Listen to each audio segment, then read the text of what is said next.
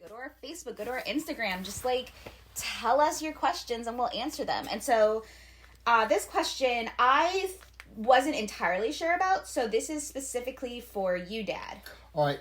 Yeah, so the question is, regarding Legolas's farsight, is it also possible that Middle Earth has a different curvature to our planet? The answer is no. Now I'll explain. Even in Tolkien's own notes, he talks about how Middle Earth is Earth in the far distant and fictional past. Yes. Because we're technically the age of men is what he's imagining, right? Right. And so what is happening is that it's the same horizon point as Earth would have. So if you listen to me talk about it last episode, it still is the same thing. And I think we covered this in one of our bonus episodes about the early history of Tolkien that we did way back when the pandemic first started and we were doing those extra bonus episodes. We did mention that in one of those. Yes. Where we were talking about how this is the age of men in his mind. And Evelyn will put a link to that in the show notes. Yes, I will. Okay. So, this chapter is The Road to Isengard. And I actually wrote down my predictions this time. From last time. Ooh. All right. What episode is this? That's a great question. It's like 23 or 24. So it took you 24. Half a year. No, that's a year. Yeah. Because we do them every other week. It's been a little over a year, yeah. Our first anniversary was back in February. You're giving me a headache. And we're recording this in April, so yay. Anyway, so predictions. What are your predictions? So my predictions, one of them I will argue at the end of this chapter. So two predictions right now. The first one is Merry and Pippin are going to show up and Frodo and Sam are not. That was my first prediction. Okie dokie. My second prediction is that Saruman was going to show up. And then we'll talk about which one I got right and wrong at the end of discussing it.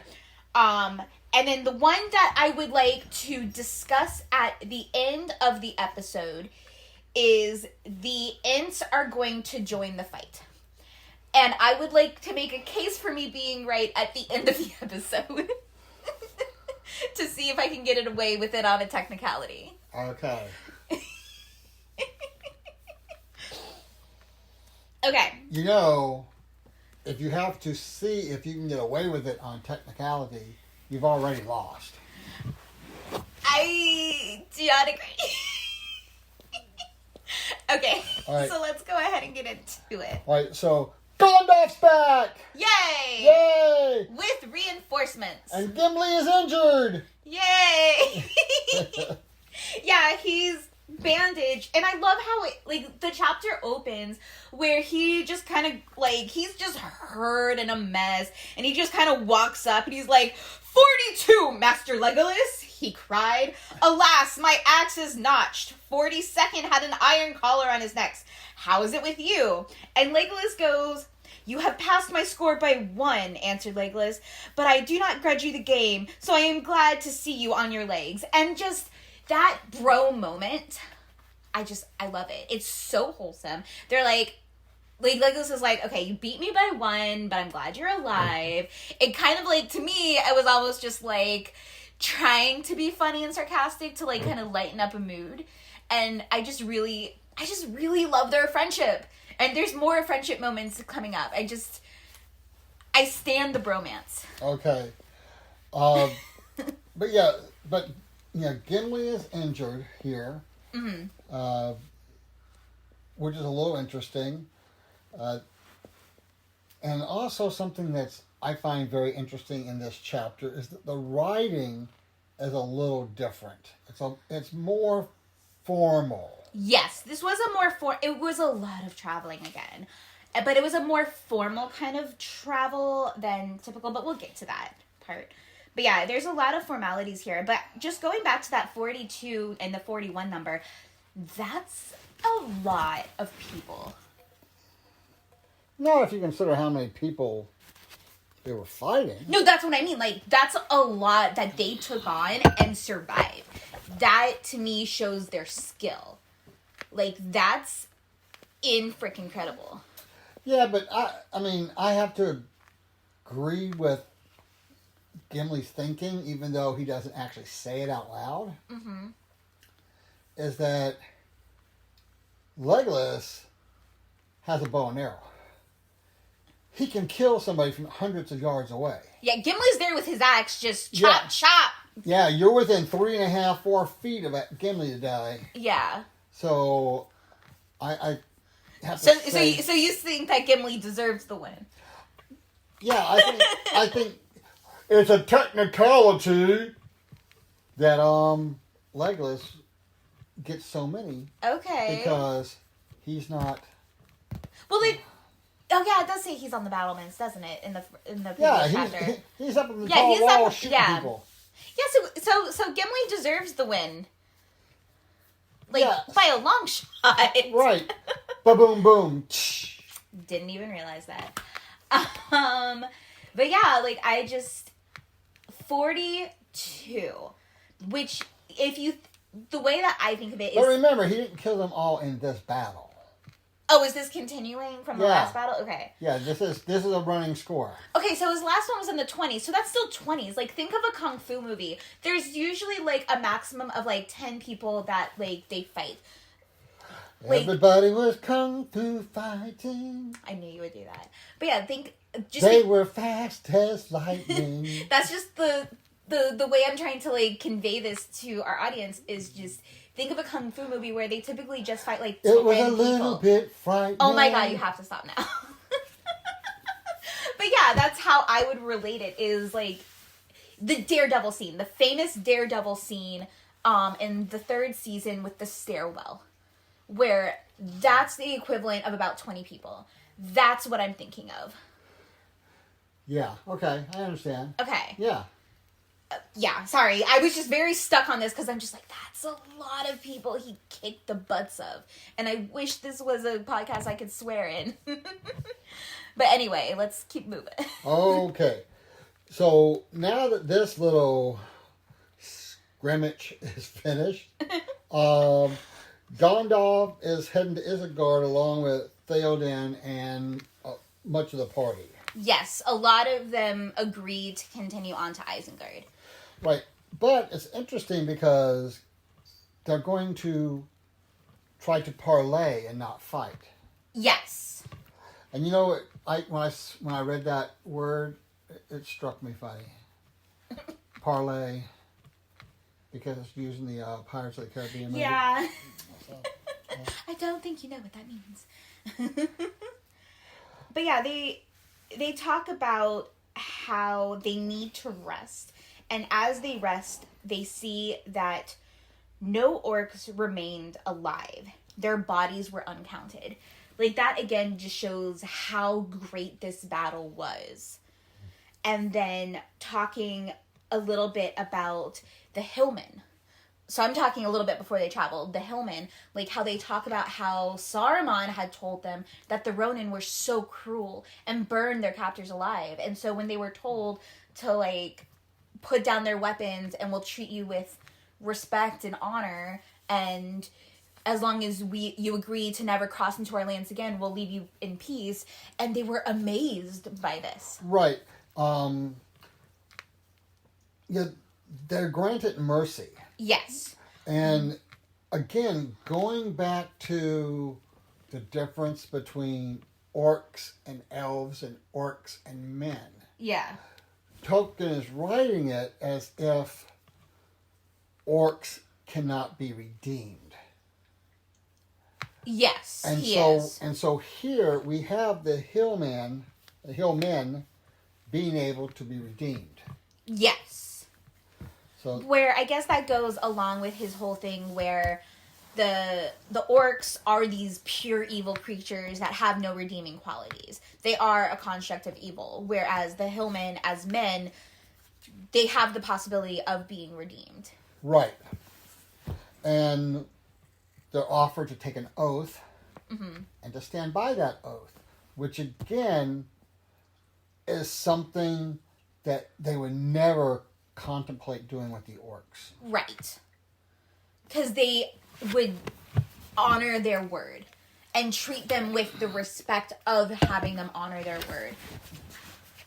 And vice versa. Yes. Yeah, completely. Yeah.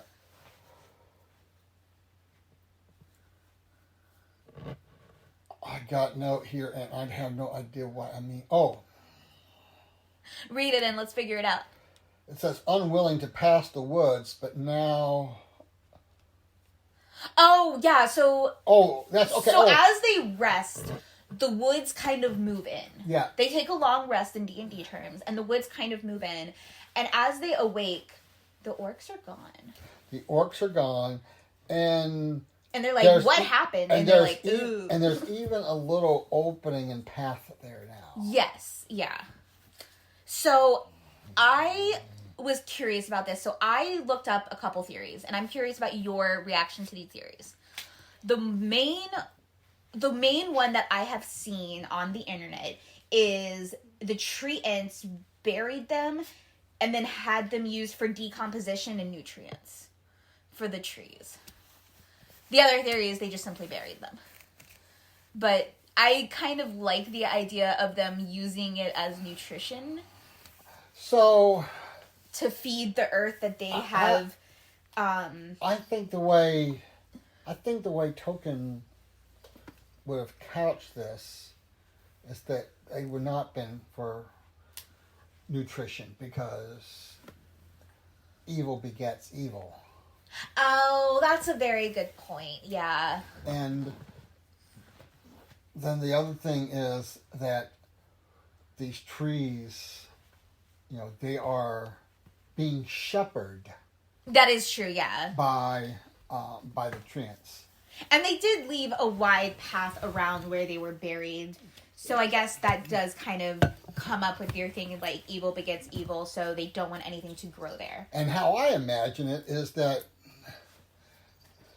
I would like to take a pause, and I'm keeping this in the podcast. Our cat is trying to play with us as we're recording. It is freaking adorable. So if you hear background, like, little tingling, that is our cat playing with a paper ball.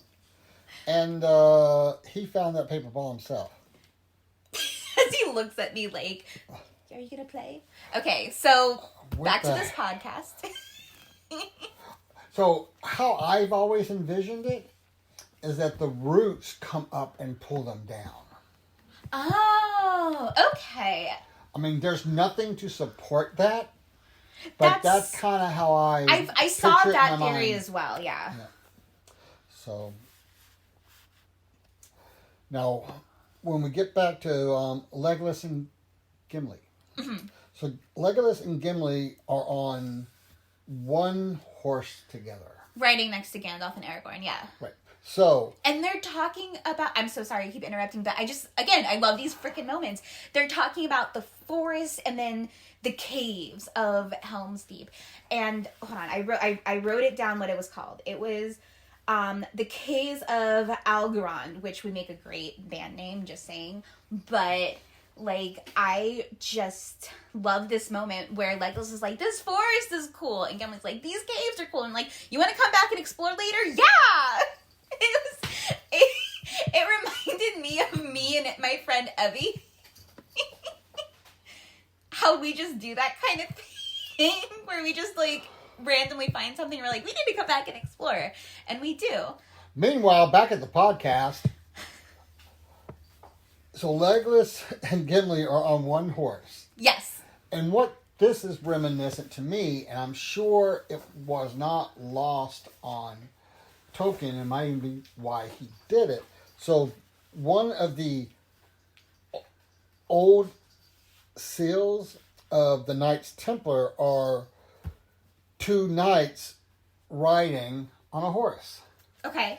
And there's a lot of speculation there about double meanings and so forth. But what it is mainly about is that a horse rider knight is transporting an infantry knight into battle. Okay. So that's exactly what we have here. That is, yeah. So, knowing Tolkien and his love of history, he probably did know that. Yes. That's a speculation we can make. Yeah, and then also let's go back to the fact that you kept calling them caves. They're caves. No. Yeah, they're even called... Hold on. No, they're... The Glittering Caves of Algarond is what they're called. Right. But I forget which one says, because of the beauty, they are not caves. Oh, yeah, someone does say. Yeah. Oh, that's Gimli. Gimli's like, they're more than caves. They're more than caves. Which is something I would say. Wax on, wax off.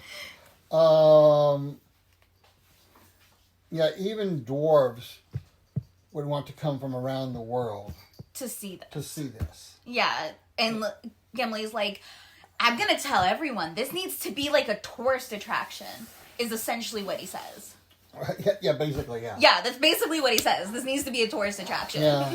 Let's boost the economy. Put up a turnstile. Oh, bringing capitalism to Middle Earth. Yay. And so we also begin getting talk about Sauron. Yes. That the evil of Sauron cannot be wholly cured. The world cannot go back to the way it was 100%. Right. The world has been changed too much by this darkness. Right. Though it's kind of implied, it's like it's up to us, the good guys, to move forward and to bring about a good change.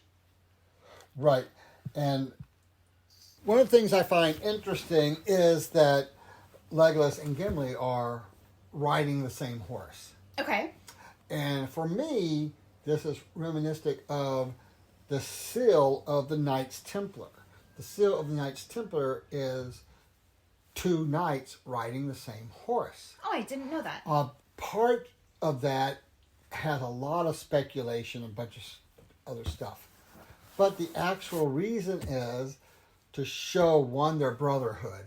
Okay. And two, it's a horse-mounted knight bringing a ground infantry type knight into battle.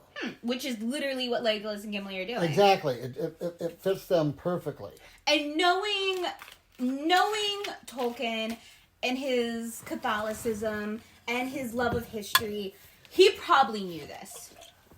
Even if it was a pleasant coincidence, he still probably knew this. Right, because it was still in his head. Right. If this was... It might be coincidence, it might have been on purpose, but either way, I think he would have known that. I think that's the speculation that we can probably think is true. Right. So, when we get to them going into the woods, we get the idea that, we are not without allies here. Yes, yeah. Which freaks Legolas out. Right. And Legolas just freaks out. He's like, eyes? There's eyes? Like, I read it as panic. Which you don't see from Legolas often. Like, this threw Legolas off. Yes. But the talk turns dark as well. Yes, it does. So we start talking about the evil of Sauron, that it cannot be wholly cured. Mm-hmm. You cannot erase the entire evil from the earth. Yeah. Even if we take him out. Yeah. Like, evil has swept into this place and it has been touched and forever changed. And it kind of, though there's kind of like some form of, it's kind of implied that it's up to the good guys, it's up to us as the Age of Men to change for the better and respond to it in a positive way and try to change it and not respond to it and fall back into that evil. Right, and Theoden says, "For however the fortune of war shall go, may..." So Theoden said,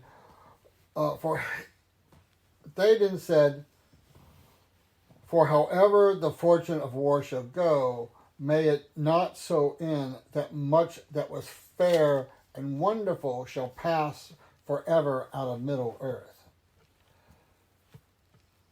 So even though they're accepting that evil is going to stay there, they are basically praying and hoping that everything that's fair would still be there as well. Yes. And that immediately makes me think of that Christian ideology, light shines in the darkness and the darkness cannot overcome it. And that's definitely a theme that I am seeing a lot in Tolkien's writing. And also the idea that evil recuperates itself basically on its own will. Right. That's another thing that I see a lot. Like, there is that constant evil presence. It's just how you respond to it. Right. And some people are seduced by it. And so it's been hinted at, but it's talked about a little bit more openly here, so that the destruction of the One Ring will make all the minor rings. So the destruction of the One Ring will mean that all the other rings will no longer have their power. Yes. And that's not just the ones that the Nine Riders have, but also the ones that elves have, and the missing dwarves ones. Right. But that means even though they've been able to keep Gladriel's, Gondalf's, and Elrond's rings uncorrupted, doesn't mean that. Wait, Gandalf has a ring? Yeah. Did we talk about this before? Because I do not. What? Okay. Yeah. I'm gonna process that while you keep talking. Okay. We should do a bonus episode about that. I thought it was another elf guy that had the third ring. It's Gandalf? Yeah, it's Gandalf. Okay. Yep. So we need. Is this a spoiler? It's no, I don't know. I think it's hinted throughout. Is that how he has the power of the frickin' sun? I don't know. Okay. So listeners, you just heard my mind being blown. And so we'll do a bonus episode soon about that, because we need about the rings. Okay, because we need to talk about that. Okay, let's continue with this chapter. And not only will the rings be destroyed, but possibly this will be the end of ants and dwarfs, and all of Middle Earth will be, as we know it. Yep. Yeah. Will become dominated by men. And then Middle Earth will only be remembered in story, song, and myth. Yeah. So. Which is kind of sad that we lose that magic of the world. Mm-hmm. Which, again, like we talked about with answering this question, where Tolkien imagines this as a fictional history of our Earth. That's really sad that we lose that magic. It makes me really think of the movie, what was that movie that just came out for Disney with the magic and the elf guy that has to, like, find the crystal for the father? It's not Outlander, that's something else. Outwards? I have a clue what you're talking about. The Disney movie that we watched that had a lot of the D&D themes. That was basically a D&D campaign. It was the cartoon, like, Pixar movie. I know what you're talking about. I just can't remember. Okay, we'll find but that's the movie that it reminds me of. I think it's Boundwards or Outwards or something. So, Evelyn, at this point, find the name of the movie and just insert it here. Okay. Thanks, editing Evelyn.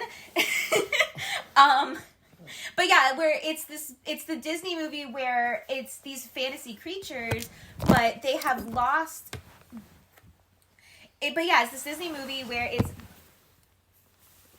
it's this Disney movie where all these fantasy creatures, like these fairies, have lost the ability to fly. Magic isn't very common. The Chimera is a freaking waitress at a inn instead of magic being back into this universe. And it's just that's just what it reminds me of. Okay. And that's sad that we lost that magic to me. And we get a look at the land through their eyes. Mm-hmm. And it's already some detail that it is no longer as it used to be. Yeah.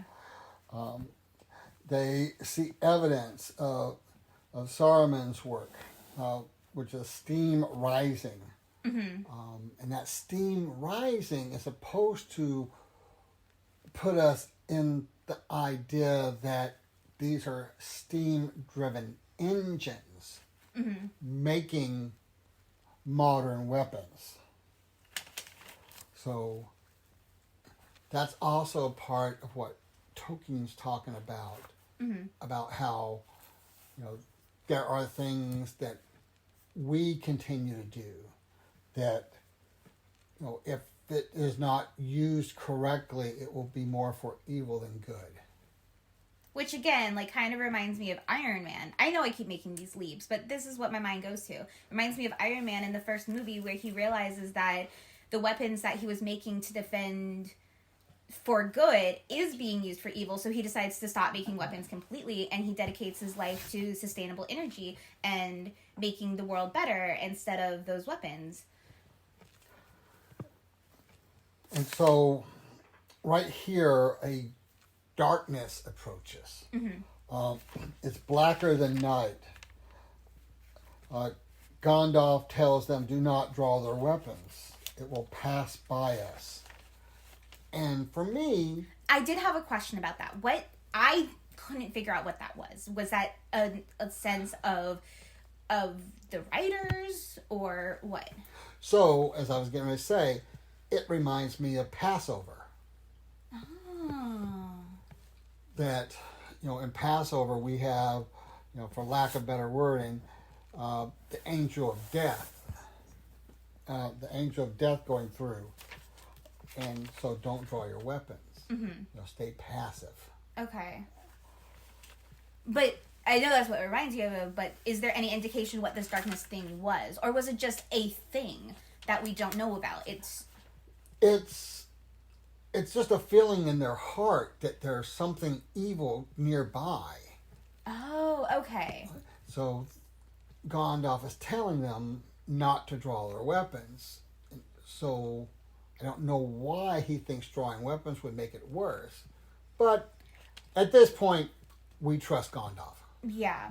What I'm thinking of right now, what this kind of isn't, just re-looking at it after reading this and talking with you, what my mind is going to is, maybe it is just a sense of evil, and so by drawing their swords, they're giving into evil, and they're giving into those dark impulses, and this is Gandalf trying to tell them, don't give into those dark impulses, because then you become a part of their plan, you become a part of that story, that entity.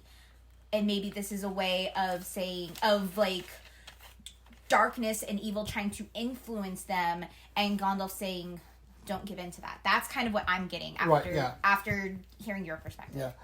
And we end up getting to where they get closer to the River Isle, and it's flowing again. If you remember, there was a point where the river was dried up. Yes. Yeah. But now at this point, it's flowing again. Okay. And water is definitely a symbol of purity. So it's almost as if the land's trying to purify itself again from this evil. But water is also a symbol for chaos. Oh, okay. And not here, but actually it is here. Okay. But not in this section. Okay. So Isengard is a great...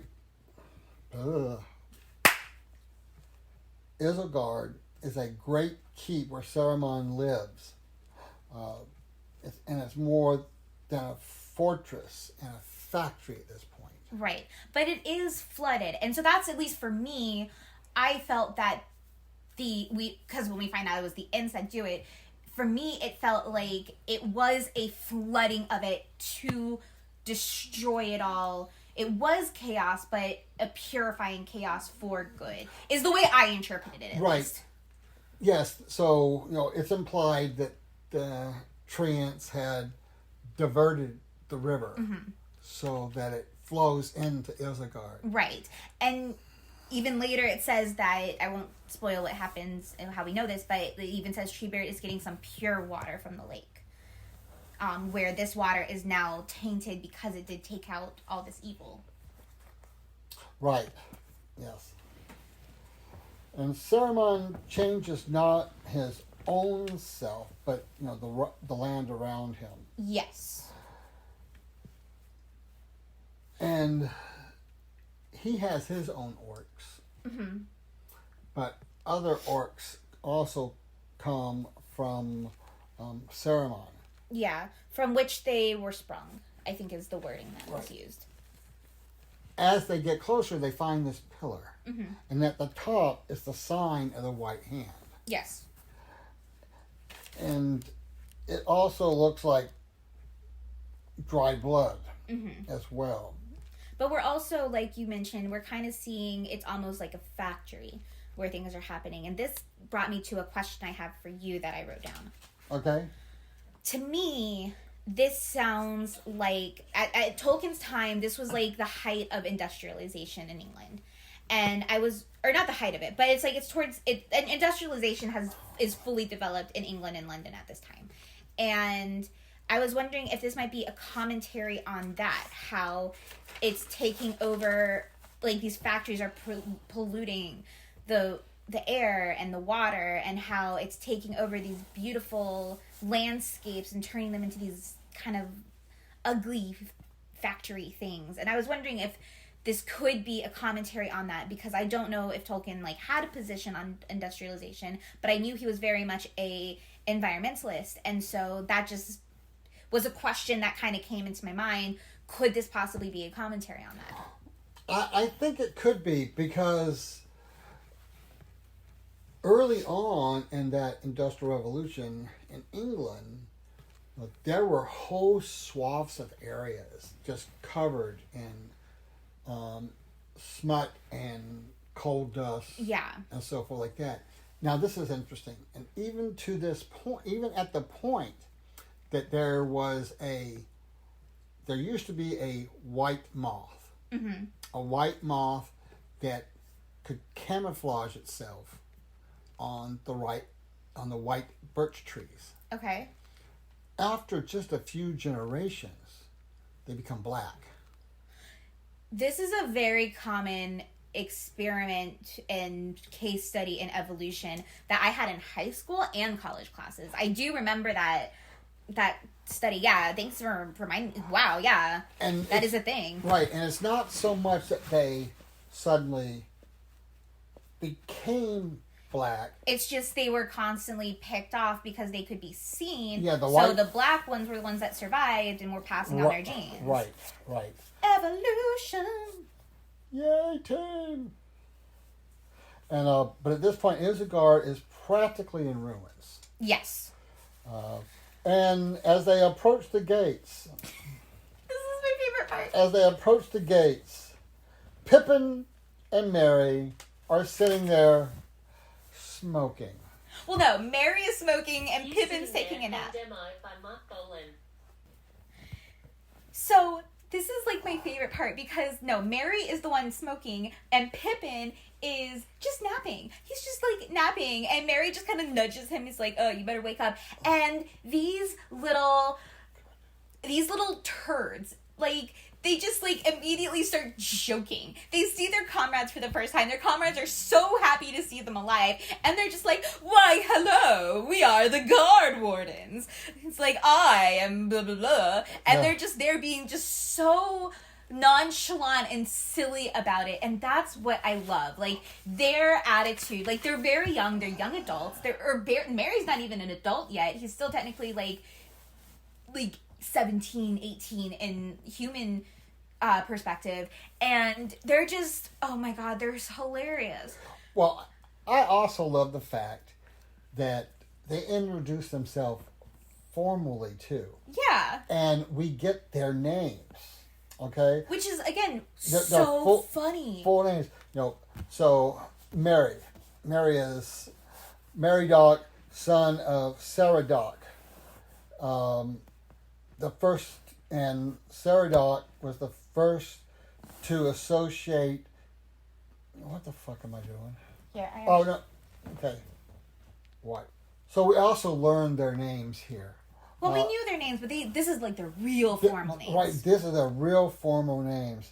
So Mary is Meriadoc, son of Saradoc, and Saradoc is close to Caradoc, and Tolkien would have known that the land of Caradoc and the story of Caradoc was where we first get the association of King Arthur with Glastonbury.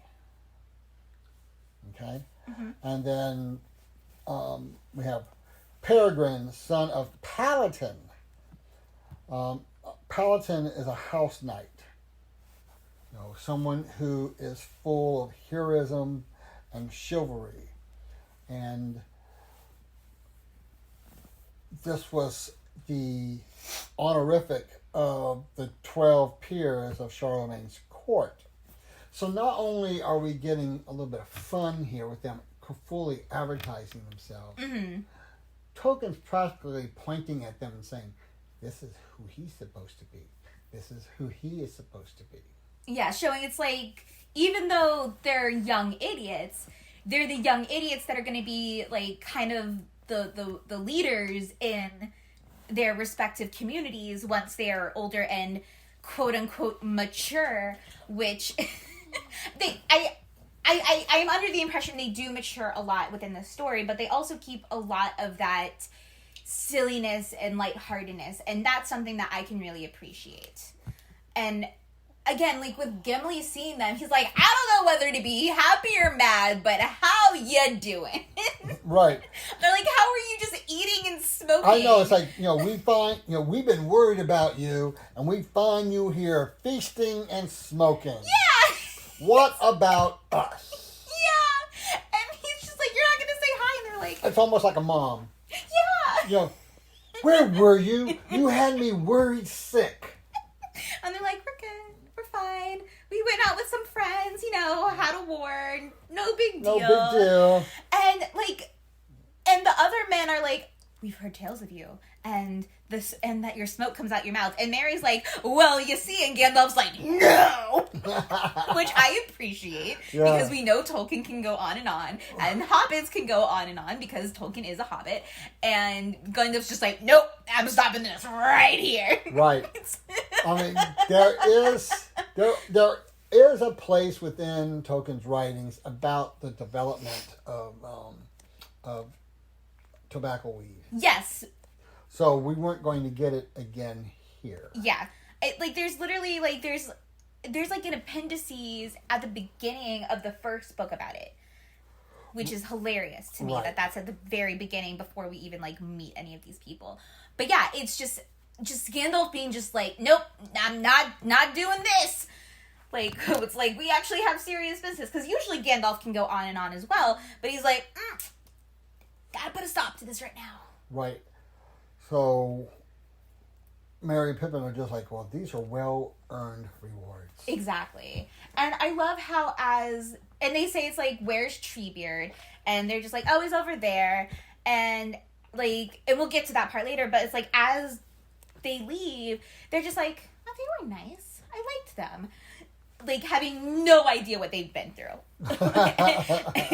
And how the king himself was not very nice at the beginning. So I really like that, it's almost a throwaway line, but it's, oh, he was nice, where it's like, he's come back to himself. He's gotten over that dark influence. Right.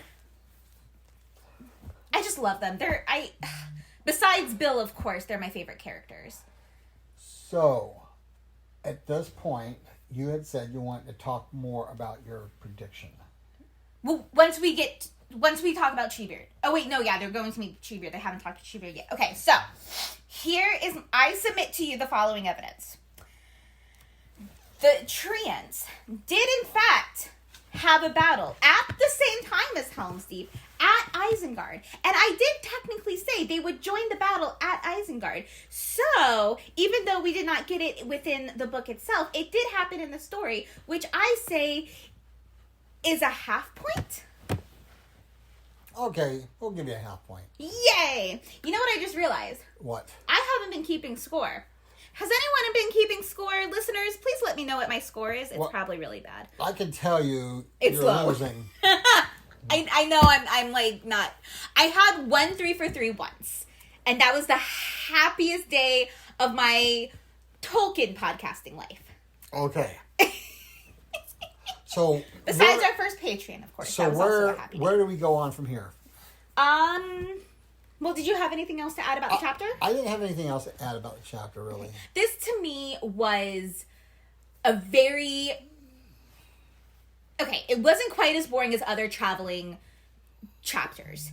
It was a little bit more formal than the other traveling chapters. But in this case, I wasn't like, oh my god, more traveling. It was just like, okay, this is what's happening. It had my attention a little bit more. Right, because we got a little... It was higher stakes. Well, also, we get to hear them talking about stuff. Right, as they're traveling. And it's not page after page description of what they're walking through. Right. I mean, yeah. We know they're walking through this weird woods. Yes. And we get a lot more of, like, the personalities of the people and a little bit more of talk and bonding and a little bit more of what's going on. And... so to me, this was not like one of those chapters where I'm just like, oh my god, how am I going to get through this? It was actually pretty easy for me to read and enjoy, which I appreciated about the write. And it was definitely different writing, like we mentioned before. It was a lot different than Tolkien's previous stuff, but it was still really interesting, and I really appreciated it. Right. And it got a lot of questions. Like, it really got me thinking, like... something that we mentioned off tape before is the last couple episodes. I haven't been talking that much because it's just more of me reading it and going, okay, this is happening. But this chapter really got me thinking and had like several questions about like what's actually going on. Okay. So I think I talked more in this episode than I have in the last couple episodes combined. Right. So at this point, I'm going to ask you for predictions. Okay. So I there was no singing here either. There was a small song. There's a small song. But we're not mentioning that. Okay. Was it a song? Okay, we can talk about this in just a second. Okay, ready?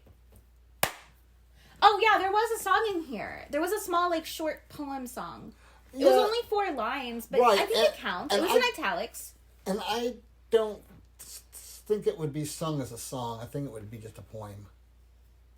Okay. A spoken poem. Well, a lot of them are like singing poems. With it being that short, I think it would just be spoken. Unless it's like me, where I just kind of sing randomly. That annoys you in our day-to-day life. Which I did do in this episode. Okay, then. All right, so predictions. All right, so this next chapter is called Flotsam and Jetsam. And my first thought is we're going to get a Jets versus Sharks, like, bada, bada, bada. That's the only thing that pops in my mind. I'm not predicting that for realsies. So it's Flotsam and Jetsam. Right. Do you know what that is? I have no clue. Are you going to tell me, or are you just going to have me just guess wildly? Because I truly Why don't you guess wildly now, and then I... Okay, how about I guess wildly now, and I make at least one prediction, then you tell me what it means, and I'll make my other predictions. Okay, sounds good. Okay, so, Flotsam and Jetsam. It's not Sam. It's spelled S-A-M, but it's pronounced Sam. Yeah. Jetsam and Flotsam. So, okay, so my prediction is... It's a soft A. Okay. So... now that you've told me it means something, it's different. But what my first thought was, these are the besides the when you're a jet all the way. I'm so sorry. My other thought was, this is going to be Frodo and Sam finally showing up, and they meet someone, and these are their fake names. This was my true first thought. Okay. Frodo has used fake names before. So that's my first thought, is that these But not very well. But not very well. Well, it wasn't his fault.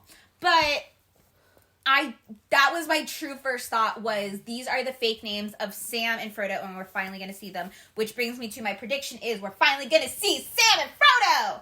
Okay, so Which brings in my prediction that, my overarching prediction that the first time we actually do see Sam and Frodo, we'll see Gollum within the first half of the chapter, which I'm not making that prediction for this chapter. I'm just saying that's going to be when Sam and Frodo actually show up.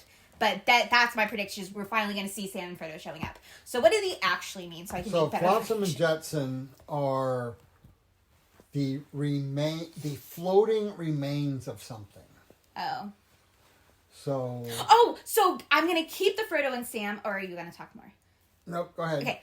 So I'll make one more prediction, then I'll let you talk more, and I'll make another prediction. So my prediction is we're going to see Sam and Frodo, and they're going to be floating by some ruins, and that's when they're going to run into someone that they're going to have to use fake names anyway. Does that work? Oh, okay. I'm really banking on them showing up. If they don't show up, I'm going to be real angry. Finish your thing. All right. Well, okay, no. I'm going to make I'm going to change that second prediction, so just in case they don't show up, whoever the chapter is about are going to get to these ruins, and at these ruins, they will meet other people. Is that good? Does that work? At some point today, I'm going to be near a door. Oh, come on! Okay, fine. I will say it will be specifically Sam and Frodo at ruins. And they will specifically meet into someone, not Gollum, where they'll have to use fake names. This is a very specific prediction that's probably going to be wrong. All right, so do you want me to tell you? Yeah, keep talking and I'll make the third prediction. All right, so Flotsam and Jetsam are items floating from disregard or been tossed overboard. Okay. Or the floating remains of something. Okay. Remember, they just flooded. Frick frack paddywhack. They just flooded Isengard. Okay. And in the movie... Don't talk about the movie. No, Okay. And in the movie, we have maybe a 3-second scene of where we see that.